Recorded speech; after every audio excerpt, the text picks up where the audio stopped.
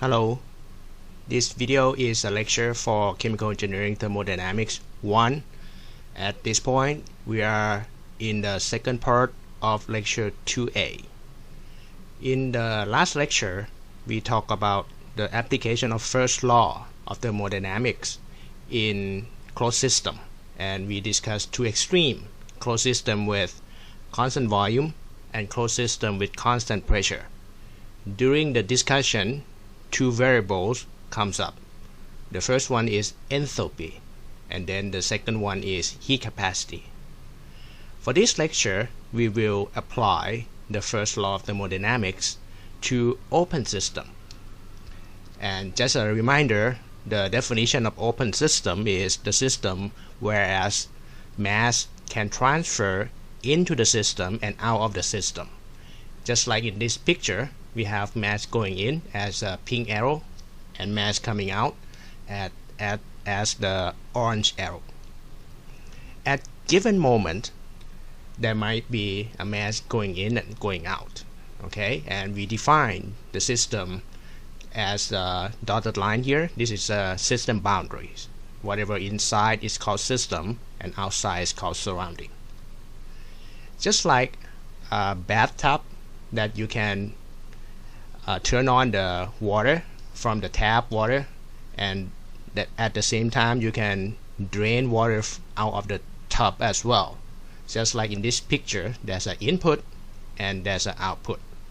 If we consider mass or flow rate of water going in and going out, what would happen if the flow rate of water going in is larger than the flow rate of water draining out of the tub? Of course, it means that water inside the tub would increase. The amount of water within the tub itself would increase with respect to time, right? Just like in this animation, the amount of water within the system now would change with respect to time whenever the input rate and the output rate are not the same. There will be accumulation of mass within the system boundaries. If, let's say, for example, if the input rate of water in this case is 5 liters per minute, while the output is only 2 liters per minute, we can make a simple calculation that within 1 minute, 3 more liters of water is going into the tub. So therefore, that 3 liters of water would be accumulated within the tub, right? So just like this, every 1 minute, 3 liters of water would be accumulated in the tub. If you wait 2 minutes, you have 6 liters in the tub. That 3 liters per minute is called accumulation rate. In this case, it is the accumulation rate of mass within the system. But if the output rate is larger than the input rate, then you have the opposite side. Your system would be drained. Inside, the mass will be reduced with respect to time. Okay? If you look into the number, there will be the relationship between these three numbers. The input rate 5 liters per minute, output rate 2 liters per minute. If you take 5 subtracted by 2, you get 3, which is accumulation rate. This simple equation is called balance equation. If you apply this balance equation to mass, then it is mass balance. Okay, the mass balance is the heart and soul of chemical engineering.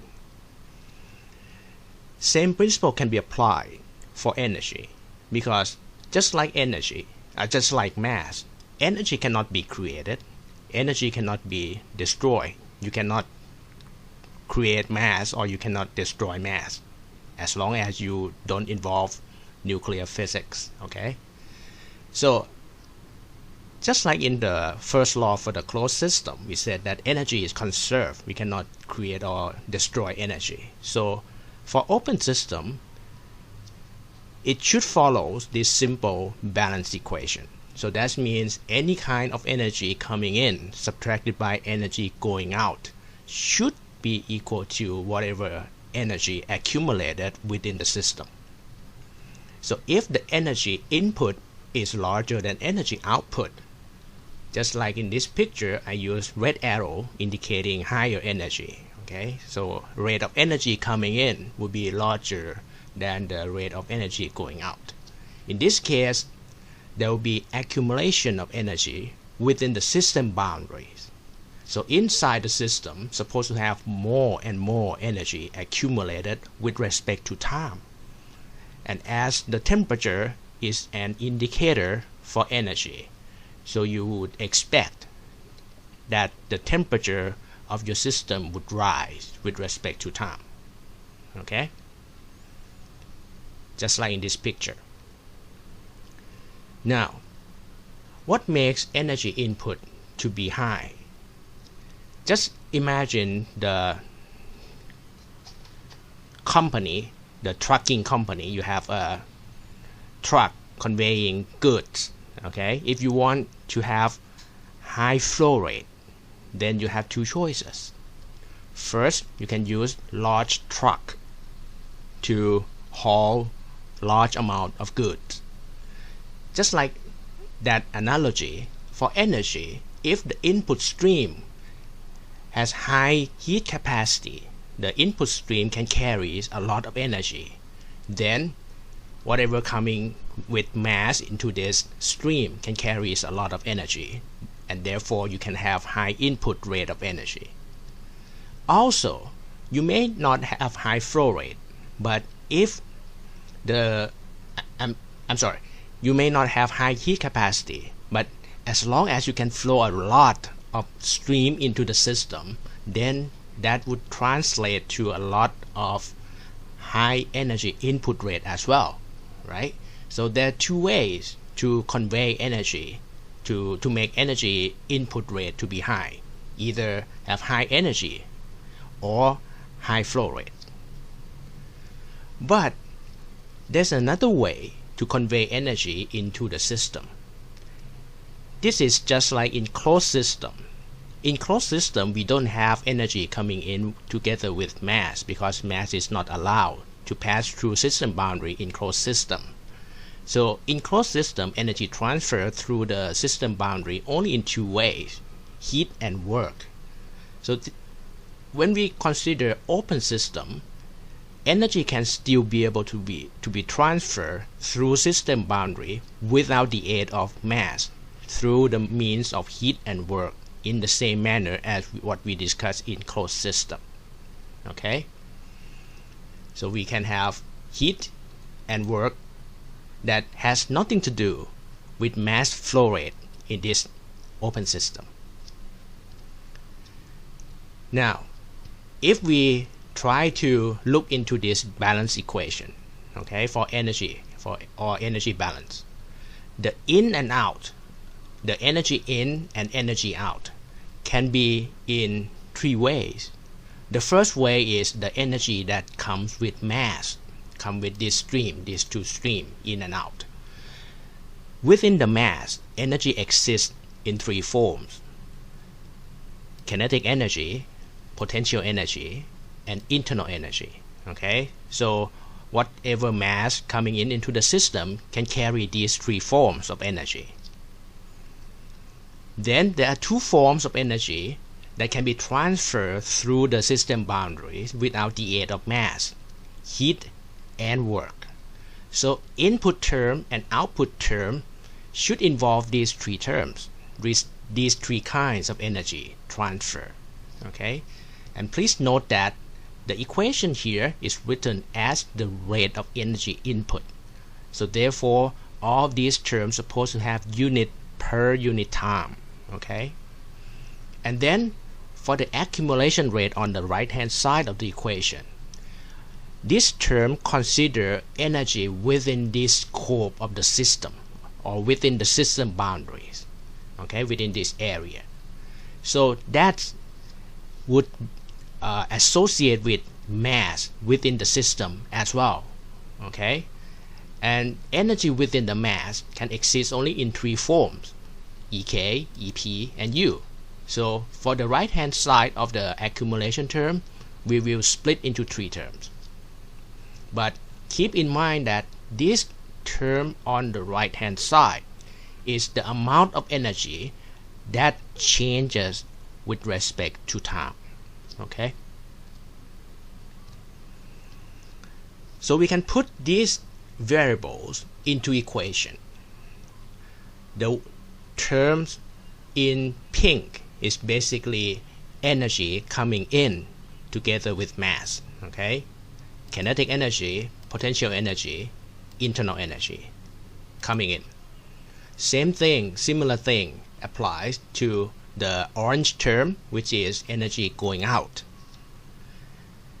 And then there are two kinds of energy that can be transferred without the aid of mass. That means heat and work.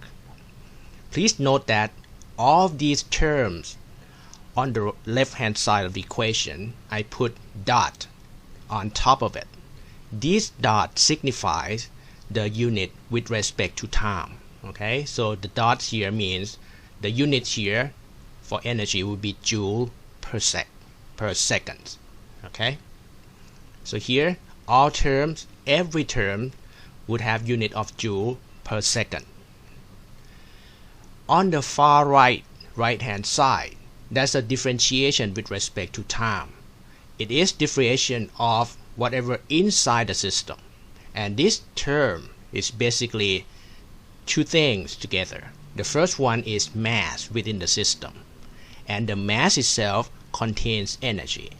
So we take mass within the system multiplied by energy of that mass. Okay, so this E is supposed to be specific energy of the mass within the system.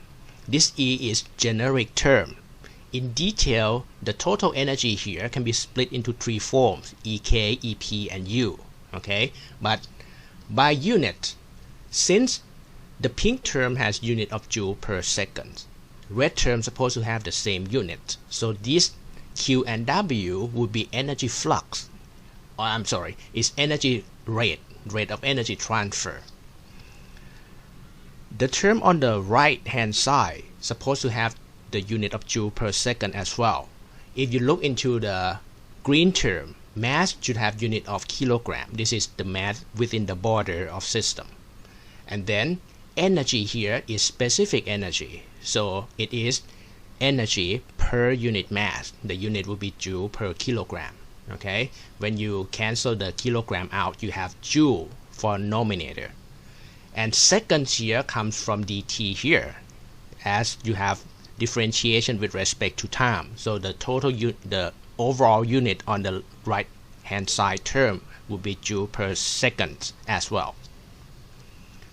Now the term here EK or EP or U, if you notice I put T here as a superscript. This T signifies that these variables are extensive properties. Okay, if I want to convert extensive properties into intensive properties, I can change from UT to U. Okay, in this case, instead of using mole, instead of using molar internal energy, I use specific internal energy. This U would have unit of joule per kilogram. Okay, and then the mass going out together with the time, the unit of time as the denominator, would be the mass flow rate with the unit of kilogram per second. Alright, notice that the kinetic energy is normally 1 over 2 mv squared or 1 over 2 mu squared. If you take kinetic energy per second, that would be 1 over 2 m dot and u squared. If you take m dot out, then you have 1 over 2 u squared left in this parenthesis. Similar thing applies to potential energy. Alright, on the right hand side, you should also notice that I changed from E here to U. That means the total energy is consisted of three forms: kinetic, potential, and internal. And normally whenever we have change in temperature, the kinetic energy and potential energy is normally negligible. And you can also say that in a chemical engineering application, our system does not move, so kinetic energy and potential energy can be neglected. Okay, so we replace total energy into internal energy of the system. All right, and the unit here of U would be joule per kilogram. So this one would be specific internal energy instead of molar internal energy. Someone might ask whether we can use molar internal energy throughout this equation and use N dot instead of M dot.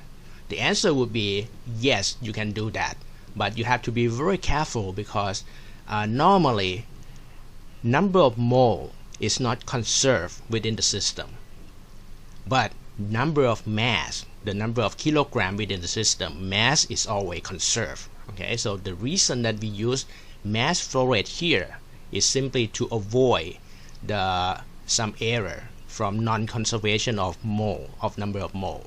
Okay. Now, for this picture, if I consider only for the input part at first, at given moment of time, we can imagine that one chunk of mass is moving into the system. The movement here, if you can imagine that this block of mass basically pushes the system boundary inward. Okay, so whenever we have the word push, you have to think about the term work, and this work is supposed to be a work associated with flow of the mass. Okay, work can be calculated based on pressure and volume. This is what we did for the calculation of expansion work. Okay, this is very similar to expansion work. And please note that here that pressure is pressure that push this block of mass going in. So this Pn is pressure at this point. Okay, Vn dot here is volumetric flow rate of the mass itself. Is showing how fast this mass flow into the system. So when you take pressure and volume, multiply them together, generally you get work. Okay, in this case we put positive sign up front because this block of mass pushes the system, therefore the system received energy. Okay, so the work is done on the system and the system receives energy. So according to our notation, we put positive sign for the work here. If you look into the output side of the picture, then whatever mass inside the system, initially inside the system, would be pushed out of the system to get the flow going out. So this orange block of mass is pushed by the system to flow out of the system boundaries. So therefore, the system acts some work to push this block outward, and therefore the work supposed to be negative because the system acts on this mass, right? And then the calculation would be similar to what we did earlier. You just take pressure at this point, multiply by volumetric flow rate, and then that would be the work associated with the flow going out. These two terms associate with it is so-called expansion work. They both are mechanical work. Okay, we also discussed earlier that there is another type of mechanical work called non-expansion work, just like stirring in this picture. So this non-expansion work can be included within this open system. An example for such system with non-expansion work like this is a pump. Okay, when you have a pump with a turbine here, you can apply electricity so that this turbine would be rotated, and then that rotation would push water outward. So then you can induce the flow. Okay, this is what we call non-expansion work. If you look closely, this kind of rotation requires shaft. this black line is the shaft of this rotor. Okay, so any movement or any kind of rotation of this rotor is associated with rotation work. In general, we call this one shaft work. Okay, so if you apply some energy so that this blade or this turbine blade would be rotated, then the shaft work would be positive because you have to supply energy into the system. On the other hand, if this is just like a mill that the water push through this blade and rotate, then you can get the work out. Okay, this work would be a negative because energy is going out of the system. The shaft work is normally represented by Ws with the dot on top. So this work supposed to have unit of joule per second. You might also wonder whether we should include the expansion work of the whole system. That means, is it possible whether the dotted line here would expand? The answer is that normally for open system, we normally don't have expansion of the system boundaries. Okay, so it's not very likely to have to include this expansion of the system boundaries. So when we combine these three terms together, we get total work that is associated with the whole system. Okay, the first two terms are called flow work, and the last term, the blue term, is the shaft work. If we take this W total into the energy balance equation, okay, you have to consider the unit first. The volumetric flow rate, the pink term here, has unit of cubic meter per second, and then pressure should have unit of Newton per square meter, and this square meter take 2 meters out here, leaving only 1 meter, and unit of Newton times meter would be joule. So every term here is supposed to have unit of joule per second in the similar manner as every term in the energy balance equation. So if I want to convert this volumetric flow rate, you can say that if I multiply this cubic meter per second multiply by kilogram and divide by kilogram as well, I can split term into kilogram per second and cubic meter per kilogram. Okay, just like this term. The blue term would be kilogram per second, which is what we call mass flow rate, and cubic meter per kilogram would turn into specific volume, or basically it is an inverse of density. Alright, please note that this M out term and M out here are basically the same. M in here and M in there are also the same. So therefore, when we plug these terms into an energy balance equation, you can get PV within parentheses. Okay, and then the work would have only shaft work left in this equation, in this part of the equation. Then you should notice we have U and PV, and U plus PV was defined to be enthalpy in the last lecture. Okay, so we can combine U and PV into enthalpy like so. So this equation is basically the first law applied for open system. Okay, and this equation is normally always true. So in last lecture, I mentioned that enthalpy was derived for our convenience with two advantages or two reasons. The first reason is basically for the closed system with constant pressure, and we discussed this in the last lecture. Basically, we define enthalpy for closed system with a constant pressure so that any change in enthalpy can be calculated to the heat going in or out of the system right away. Okay, so we can easily calculate heat associated with closed system with constant pressure by using enthalpy. Another advantages or another convenience that comes from the derivation or definition of enthalpy come from this equation, the open system energy balance.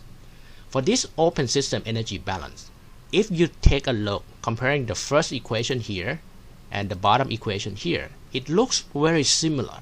The only change is that you just replace internal energy with enthalpy, and then the work here should be shaft work, right?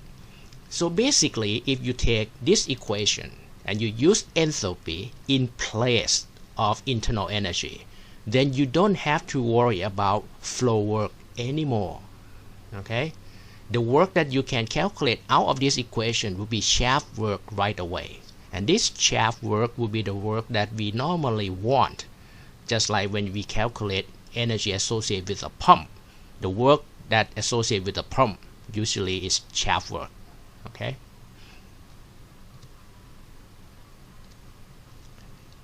For special case, when we have only one input stream and one output stream, if the mass flow rate of input and output streams are equal, then if you can take enthalpy in and enthalpy out, H in subtracted by H out, okay, it is basically similar to delta H when we discuss from the closed system. In closed system, delta H is usually H final state subtracted by H as at initial state. Okay, but you can imagine that when we consider open system, final state is basically when the mass already went through from the input through the whole system until it goes out from the system. So the final state in the open system is basically output. Okay, and then initial state for the open system would basically input stream. So we can just write H out subtracted by H in to be delta H in this case for the open system. And we learned from last lecture that delta H can be calculated based on integration of heat capacity at constant pressure. Okay, integrated from initial state to final state in last lecture. But for open system, we will integrate it from input to output. All right. Then, if for simplicity, if I take heat capacity to be a constant, it's not function of temperature, but in reality, it will be function of temperature.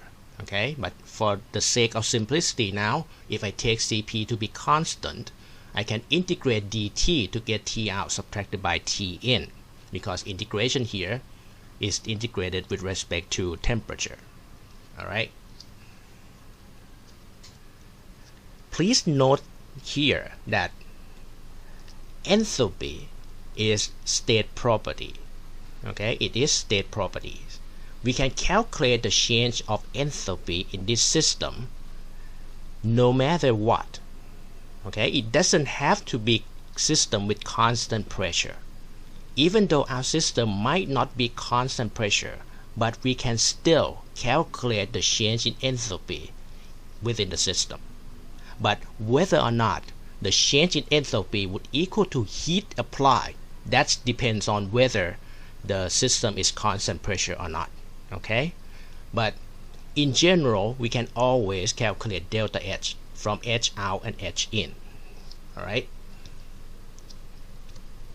For the green term, if you consider green terms, the change in kinetic energy can be 1/2, and within the parentheses would be velocity square subtract from out subtracted by velocity square in.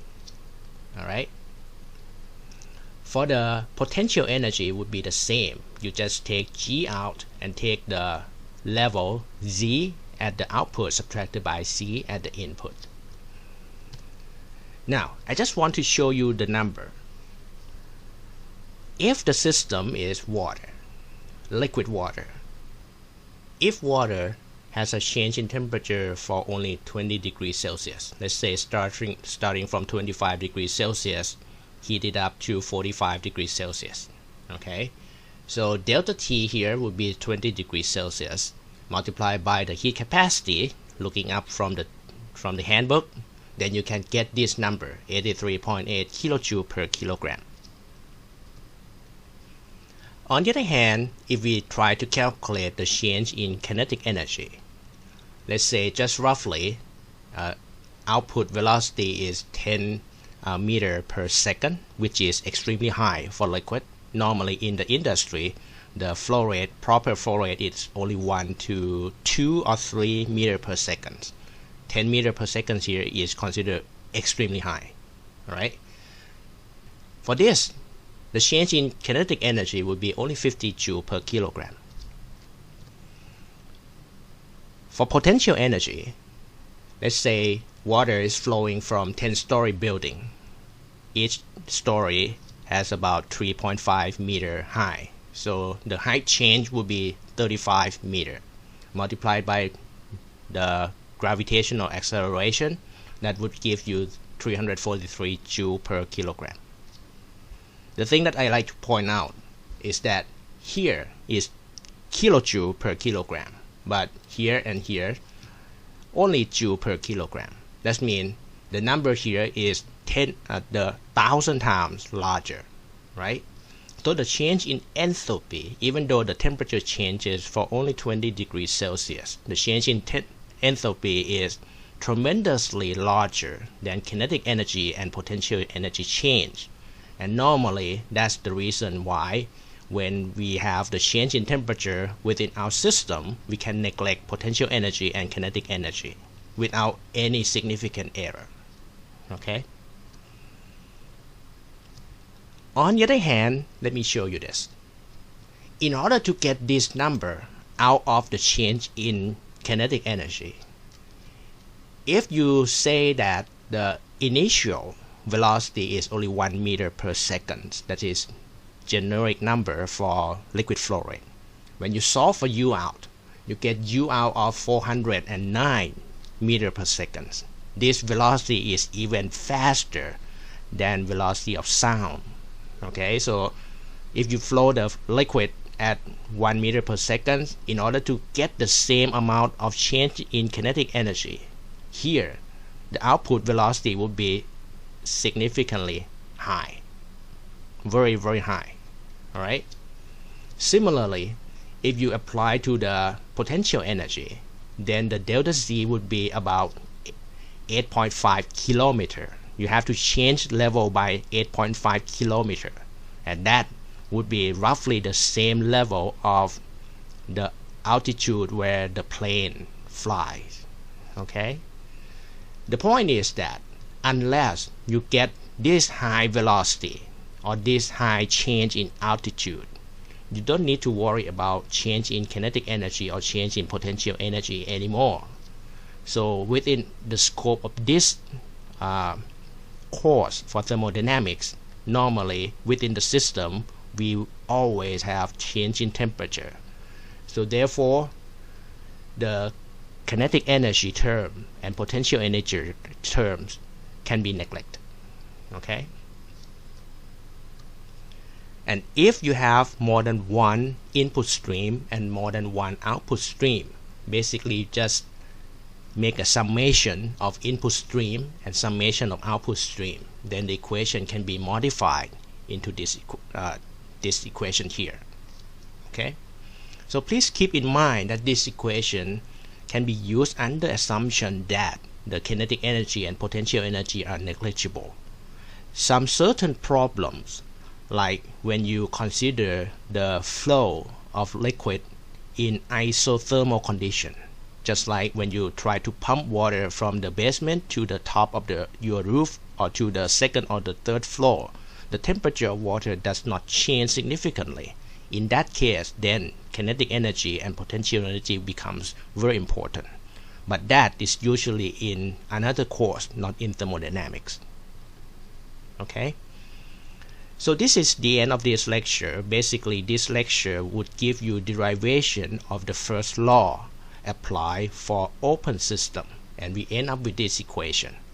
And within this equation, I would like to show you that if the right hand side becomes 0 under the assumption of steady state means whatever inside the system does not change with respect to time anymore. So differentiation with respect to time would become 0. Then you will change from this ordinary differential equation into algebra. Then you can calculate heat or work required by calculating the change in enthalpy relatively easily. The next lecture would be more application on the open system. Alright, thank you for watching.